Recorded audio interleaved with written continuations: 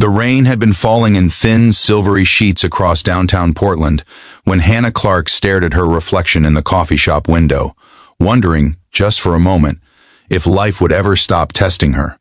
The glow of the streetlights painted her wheelchair in soft amber, but nothing could soften the weight she carried inside.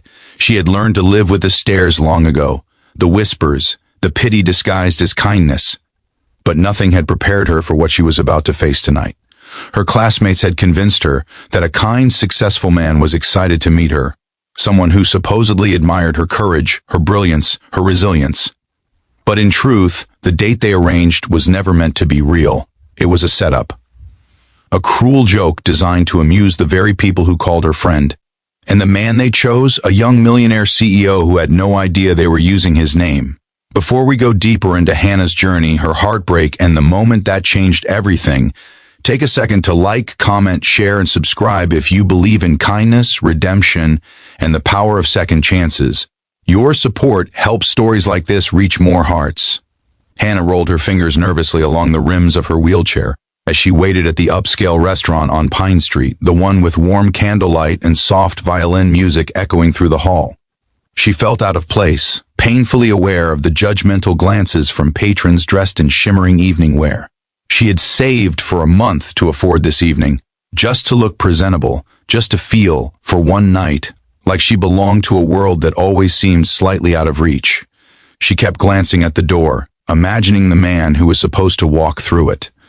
They said his name was Ethan Marshall, a respected young CEO who built his tech company from nothing. They said he was compassionate, humble, and sincerely eager to meet her. But as the minutes stretched into nearly an hour, her heart began sinking into a familiar ache, the ache of being fooled, being mocked, being the punchline to someone else's evening entertainment. She lifted her trembling hands to adjust her hair, trying to maintain composure even as she overheard a group of girls giggling from the far corner, their eyes darting at her, their phones pointing in her direction as if waiting for the moment she realized she had been stood up. But fate, in its strange, quiet way, had other plans. Ethan Marshall wasn't supposed to be there that night. He wasn't supposed to know about the cruel prank at all. Yet as he stepped through the restaurant doors, tall, composed, with rain still glistening on his coat, he paused, surveying the room with a tired but genuine curiosity.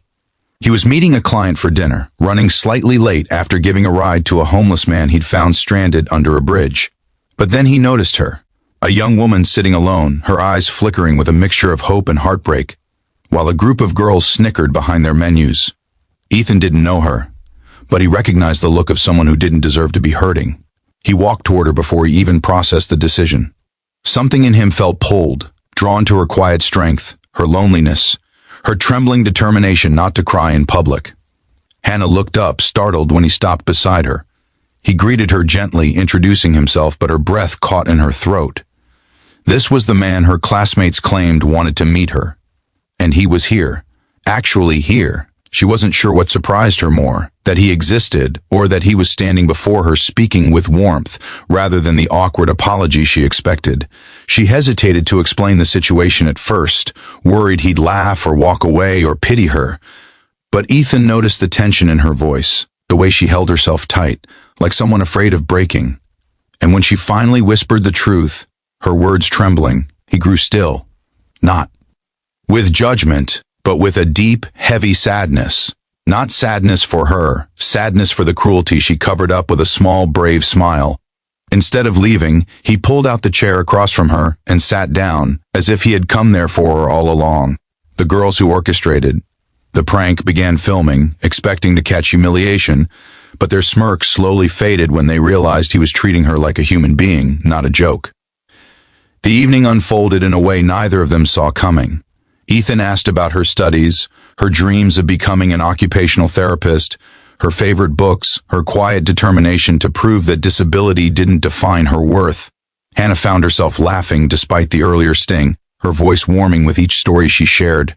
She hadn't expected kindness tonight, yet here it was, right in front of her, simple, unforced, genuine. Ethan, in turn, opened up about his own struggles, loneliness, pressure, and the isolation that came from being placed on a pedestal. He confessed that despite his success, he often felt unseen in ways that had nothing to do with the material world. And somehow Hannah understood him more deeply than anyone he had met in years. Meanwhile, the girls who set her up grew restless. This wasn't the humiliation they wanted. They tried approaching the table pretending it was a harmless misunderstanding. But Ethan looked at them with disappointment so sharp it made them shrink back. He didn't raise his voice, didn't insult them. Instead, he simply said Hannah deserved better than people who treated her pain as entertainment. His calm firmness hit harder than anger ever could. The restaurant had grown strangely quiet, patrons watching the scene unfold with a mixture of shame and awe. Some even clapped softly when the girls stormed out. Hannah felt overwhelmed, held between disbelief and gratitude, as Ethan gently reassured her that she had nothing to be embarrassed about, that the shame belonged only to those who tried to break her spirit. By the time dinner ended, Ethan insisted on walking her outside, holding his umbrella over her as the rain continued to fall in shimmering curtains. The city lights reflected in puddles, and for a moment, the world around them softened into something almost magical. Hannah's throat tightened when he knelt beside her wheelchair to meet her eyes at level, telling her he admired her resilience more than she would ever know. No man had ever looked at her like that before, without pity, without mockery, without hesitation, only sincerity, only respect.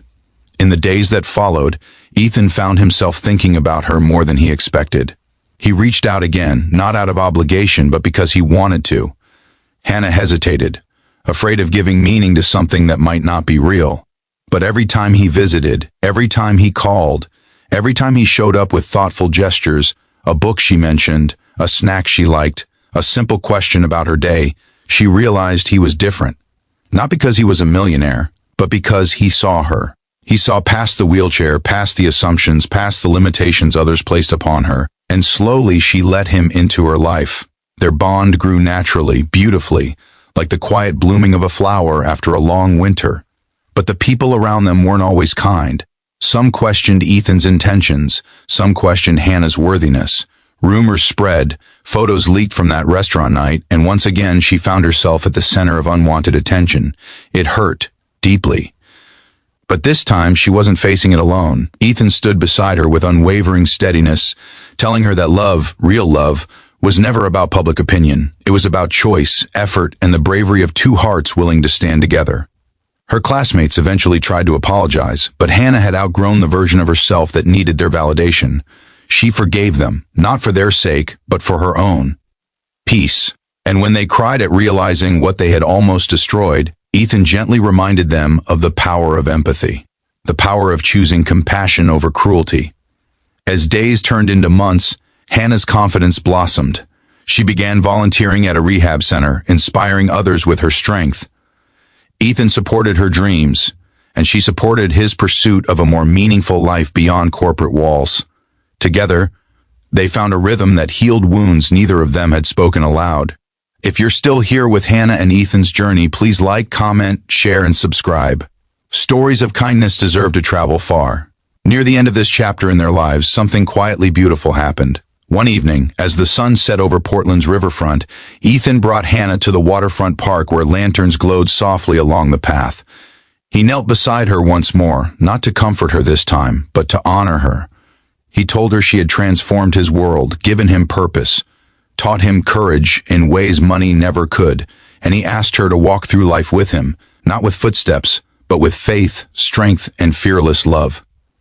Tears streamed down her cheeks, not from disbelief, but from finally feeling chosen, valued, cherished.